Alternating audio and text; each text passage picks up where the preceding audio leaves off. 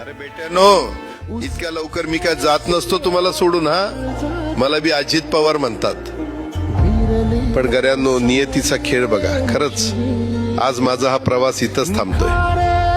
मी नेहमी म्हणायचो राजकारण आपल्या जागी आहे, पण काम महत्वाचं. लोकांनी मला कामाचा माणूस म्हटलं, तीच माझ्या आयुष्याची सर्वात मोठी कमाई होती.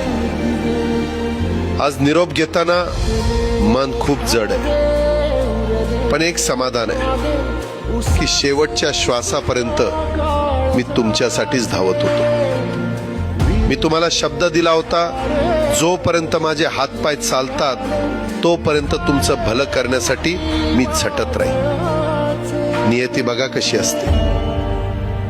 आज माझ्या हक्काच्या बारामतीच्या मातीत तुमच्या सेवेसाठी येत असतानाच माझे हातपाय कायमचे विसावले. पण मला अभिमान वाटतोय की मी रिकाम्या हाताने नाही, तर तुमच्या कामाची फाईल छातीशी धरूनच या जगाचा निरोप घेतोय. शेवटच्या क्षणीही माझ्या डोळ्यासमोर फक्त तुमचा चेहरा होता. माझा स्वभाव थोडा रोखठोक होता. कधी कुणावर ओरडलो असेल, कुणाचं मन दुखावलं असेल, पण माझ्या त्या रागामागे फक्त एकच तडफड होती की माझ्या सामान्य माणसाचं काम झालं पाहिजे. सत्तेसाठी नाही, तर तुमच्या हक्कासाठी मी नेहमीच दादा म्हणून उभा राहिलो.